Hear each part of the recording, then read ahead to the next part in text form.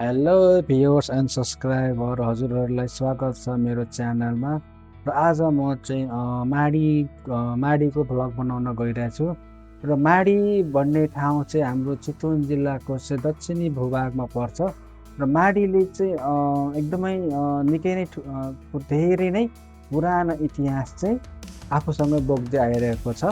र माडी चाहिँ निकुञ्जभित्र रहेको एउटा गाउँहरूमा पर्छन्। र माडी घुम्नको लागि चाहिँ एकदमै रमाइलो ठाउँ पनि छ। र माडी जानको लागि चाहिँ हामी चाहिँ चितवनको 24 कोटीबाट चाहिँ जान सक्छौँ, जहाँबाट चाहिँ मिनी बसहरूको पनि सुविधा पाइन्छ। र माडी 24 कोटीदेखि करिब करिब 40 किलोमिटरको दूरीमा पर्छ। र आज हामी माडीको चाहिँ केही ठाउँहरूमा चाहिँ जाने प्रयास गर्छौँ। जस्तै कि माडीमा हालसालै खुलेको रेड क्लिफ पार्क र अनि भगवान् परशुरामले चाहिँ आफ्नो परशु चाहिँ धुन्नुभएको परशुराम कुण्ड पनि हामी जाने प्रयास गर्छौँ।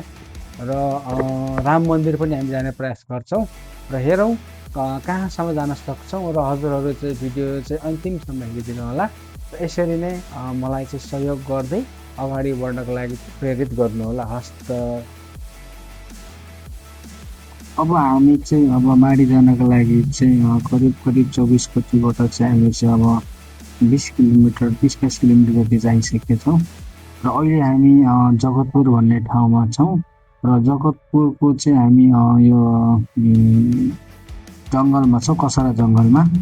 र हामी चाहिँ माडी जानको लागि चाहिँ यो कसराको जङ्गल चाहिँ हामीले चाहिँ कट्नु पर्ने हुन्छ, जुन चाहिँ यो राष्ट्रिय निकुञ्जभित्र पर्छ। र सँगसँगै हामी चाहिँ माडी जाने क्रममा चाहिँ हामी करिब करिब 24 कोटीबाट चाहिँ 20-22 किलोमिटर चाहिँ भित्र आइसकेछौँ। र माडी जाँदाखेरि चाहिँ हामीले यो जगतपुरको र कसराको जङ्गल चाहिँ हामीले चाहिँ क्रस गर्नुपर्ने नै हुन्छ। र यो चाहिँ माडीको चाहिँ गेटवे भनेर पनि चिनिने ठाउँ हो। र जुन अहिले हजुरहरूले हेर्न सक्नुहुन्छ यो गेट एउटा काठको गेट बनाएको छ कसराको जङ्गलभित्र। र यो जङ्गल कटिसकेपछि हामीले चाहिँ एउटा पुल तर्नुपर्ने हुन्छ, जुन चाहिँ राप्ती नदीमा बनाएको पुल हो। र यो सबै राष्ट्रिय निकुञ्जभित्र नै पर्छ। र हामीले यो पुलबाट चाहिँ तलतिर हेऱ्यो भने चाहिँ हामीले चाहिँ धेरै प्रकारको माछाहरू पनि हेर्न सक्छौँ। र यो पुल एकदम सानो रहेछ। र हामीले यो पुल क्रस गरिसकेपछि चाहिँ दाहिने पटकतिर गयो भने हामी माडीतिर पुग्छौँ, दाहिनेतिर चाहिँ। अनि हामी चाहिँ ट्याक्कै यो पुलको चाहिँ देब्रेपट्टितिर लाग्यो भने चाहिँ हामी यता विक्रम बाबा पुग्न सक्छौँ। र हजुरहरूले यो हेर्न सक्नुहुन्छ यो राप्ती खोला, यो पुल कस्तो ठुलो छ। र यहाँ चाहिँ विशाल गोहीहरू पनि भेटिन्छन् यो खोलामा, साथसाथै माछा पनि भेटिन्छन्। र गोही प्रजनन केन्द्र पनि यतै नै हामीले चाहिँ देख्न सक्छौँ। यो हामीले पुल कटिसकेपछि चाहिँ त्यहाँ चाहिँ एउटा चेकपोस्ट आउँछ, आर्मीको चेकपोस्ट, जहाँ चाहिँ हामीले चाहिँ आफ्नो यदि गाडी लिएर गएको छ भने गाडीको नम्बरहरू टिपाउनु पर्ने हुन्छ। यदि मोटरसाइकल गएको छ भने कतिजना हामी छौँ मोटरसाइकलमा जाने मान्छेको नाम र मोटरसाइकल नम्बर टिपाउनु पर्ने हुन्छ।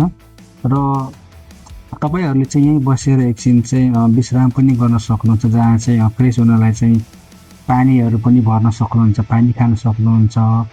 र शौचालय पनि यहाँ उपलब्ध गराइएको छ, जहाँ चाहिँ हजुरहरूले चाहिँ अब यदि कसैलाई लङ टोइलेट र सर्ट टोइलेट लाग्छ भने तपाईँहरू चाहिँ यही ठाउँमा गएर नै चाहिँ फ्रेस हुन सक्नुहुन्छ।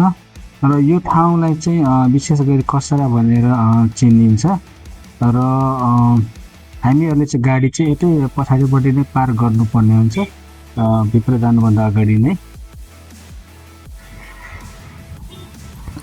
हामीले चाहिँ हाम्रो मोटरसाइकल गाडीहरू सबै विवरणहरूलाई आर्मीले दिइसकेपछि चाहिँ हामी चाहिँ जङ्गल प्रवेश गर्छौँ।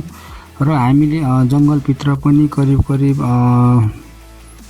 एउटा चेकपोस्ट, दुईवटा चेकपोस्ट हामीले देख्छौँ। र यो जङ्गल त्यही 8देखि 10 किलोमिटरको चाहिँ छ जस्तो लाग्छ मलाई। त्यसपछि चाहिँ हामी चाहिँ माडीको जङ्गल क्रस गरिसकेपछि चाहिँ हामीले चाहिँ सुरुमा देख्छौँ एउटा माडी गाउँलाई छुन भनौँ यो ठाउँ नै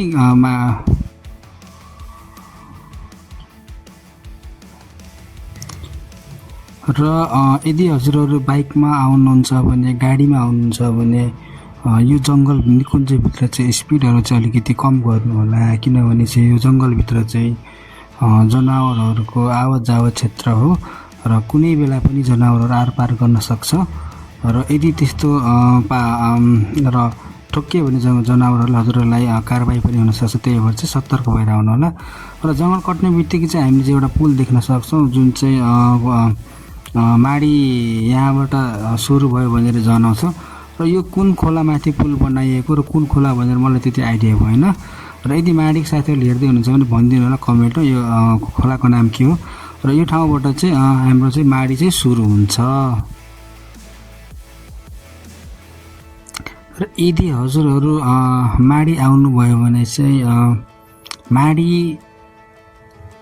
ठाउँ सहरभन्दा टाढा बसेको गाउँ हो र अहिले चाहिँ माडीमा चाहिँ माडी नगरपालिका भनेर पनि स्थापित भइसकेको छन् र तपाईँहरूले हेर्न सक्नुहुन्छ कति शान्त वातावरण चाहिँ सहरभन्दा टाढा if you really want a peace then please come here होइन यदि शान्त चाहनुहुन्छ भने यो ठाउँमा आउनु होला र हजुरहरूले हेर्न सक्नुहुन्छ माडीको शान्त वातावरण एकदमै मनमोहक तपाईँहरू हेर्न सक्नुहुन्छ होइन यो माडीमा चाहिँ एकदमै ग्रिनरी चारैतिर होइन घाँसै घाँसको चाहिँ मैदानहरू चाहिँ हेर्न सक्नुहुन्छ चरीचरणको लागि चाहिँ धेरै ठाउँहरू छन् होइन र अब चाहिँ माडीको चाहिँ पहिलो गाउँ चाहिँ सुरु भयो मेरो विचारमा चाहिँ यो बनकट्टा हुनुपर्ने हो र हजुरहरूले यो गेट पनि हेर्न सक्नुहुन्छ यसमा चाहिँ के लेखेछ भन्दाखेरि चाहिँ सोमेश्वरगढी वैकुण्ठ धाम अनि त्यसपछि राम मन्दिर परशुराम कुण्ड अनि हजुरको यो लवकुश जन्मेको वाल्मिकी आश्रमहरू पनि हामी यही माडीमै देख्न सक्छौँ र अब हामी चाहिँ जाँदाखेरि चाहिँ हजुरहरूलाई चाहिँ यो परशुराम कुण्ड जाने बाटो पनि चाहिँ हामी देखाइदिन्छौँ यो दाहिनेपट्टि हेर्नु होला पहिलो गेटबाट हामी छिर्छौँ र यो नै यो ठाउँबाट हामी चाहिँ भित्र छिरिसक्यौँ र अब हामी चाहिँ परशुराम कुण्ड चाहिँ जाने बाटोमा छौँ र यहाँबाट चाहिँ परशुराम कुण्ड चाहिँ करिब धेरै नै टाढा छ र हामी चाहिँ बिस्तारै जाँदैछौँ हजुरहरूलाई चाहिँ माडीको केही ठाउँ देखाउँदै यदि हजुरहरू पनि परशुराम कुण्डमा नुहाउन जान इच्छुक हुनुहुन्छ भने यो चाहिँ वर्षको एकपटक मात्रै यहाँ मेला लाग्छ जुन चाहिँ रामनवमीको दिनमा मात्रै हुन्छ र हजुरहरूले आउँदाखेरि चाहिँ यहाँ रुमहरू चाहिँ बुकिङ गर्नुपर्ने हुन्छ जुन चाहिँ स्पेसली चाहिँ बोटे समुदायका होमस्टेहरू चाहिँ यहाँ पाइन्छन् र हजुरहरू त्यताबाट पनि रुम बुक गर्न सक्नुहुन्छ र हामी अब परशुराम कुण्डतिर जाँदैछौँ र परशुराम कुण्ड जानलाई चाहिँ हामी हिँडेर नै जानुपर्ने हुन्छ र बाटो एकदमै सजिलो चाहिँ छैन एकदमै गाह्रो बाटो हो सिल हुँदै हामी जानुपर्ने हुन्छ र हजुरहरूलाई चाहिँ म देखाउनेछु परशुराम कुण्ड कस्तो छ भनेर है त हामी यदि परशुराम कुण्ड जाने हो भने चाहिँ बाइक चाहिँ यहीँसम्म मात्रै आउँछन् र हजुरहरूले बाइक चाहिँ यहीँ पार्क गर्नु होला र यहाँदेखि अलि अगाडितिर गयो भने चाहिँ पाँच पाण्डवको इनार पनि जान सकिन्छ अलि अगाडि छ त्यो चाहिँ हामी चाहिँ उता गएनौँ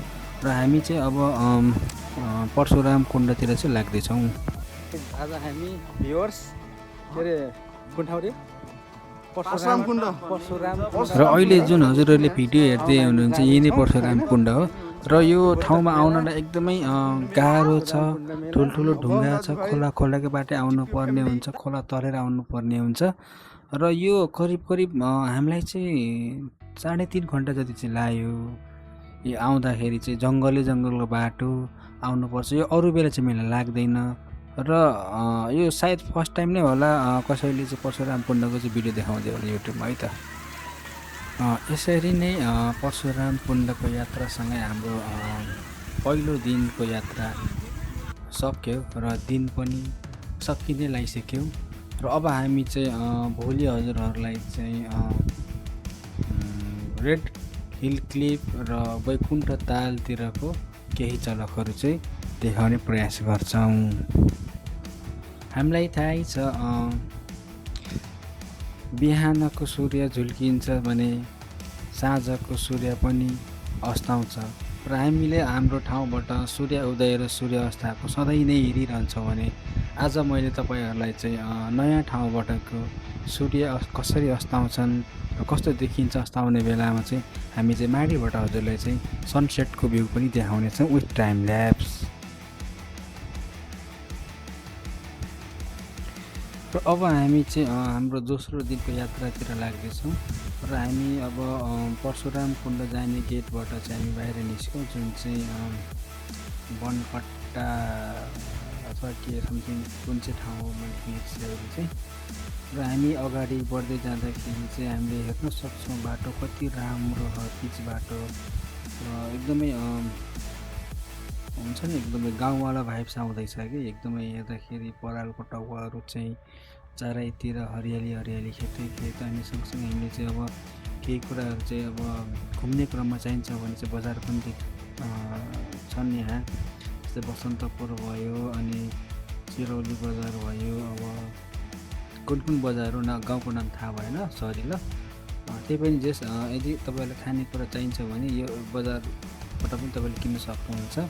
र अहिले हेर्न सक्नुहुन्छ हामी चाहिँ रेड हिल क्लिफको बाटोमा छौँ र अब हामी चाहिँ थोरै केही बेरमा नै हामी रेड हिल क्लिफतिर माथि टुप्पोमा पुग्छौँ र त्यहाँबाट हजुरहरूलाई म देखाउने छु कस्तो देखिन्छ रेड हिल क्लिफबाट चाहिँ माथिबाट चाहिँ माडी गाउँहरू चाहिँ। र अलिकति अगाडितिर गयो भने हामीले चाहिँ सोमेश्वर गढी पनि जान सक्छौँ, यही यसकै अलि उता अर्को बाटोमा चाहिँ।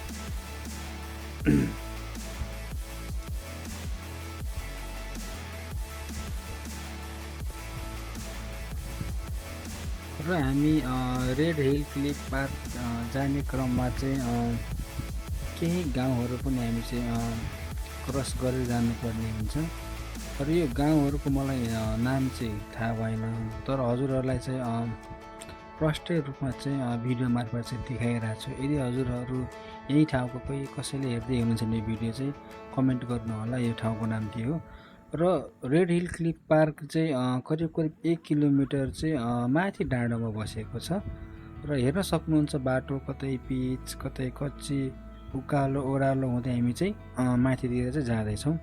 र बाटो त्यस्तो खराब पनि छैन, यदि हजुरहरू चाहिँ स्कुटर अथवा अरू कुनै साधनबाट आउन चाहनुहुन्छ भने तपाईँहरू मजाले सक्नुहुन्छ। र हेर्नु होला बाटो एकदमै ठिक्कको छ र अलि जानेको मान्छेहरू चाहिँ आउनु होला, किनभने उकालो ओह्रालेको बाटो हो, कुनै बेला ब्रेक पनि नलाग्न सक्छ। त्यही भएर चाहिँ अलि जान्ने चलाउने मान्छेहरू चाहिँ सँगै चाहिँ आउनु होला। र हेर्नुहोस् यो बाटो यो पार्क चाहिँ ठ्याक्कै डाँडोमा छ, जङ्गलमाथि नै छ र हजुरहरूलाई चाहिँ म यहाँबाट चाहिँ केही दृश्यहरू चाहिँ देखाउने छु र सँगसँगै ड्रोन फुटेज पनि म हजुरलाई देखाउने छु ड्रोनबाट कस्तो देखिन्छ माडी गाउँ। Thank you.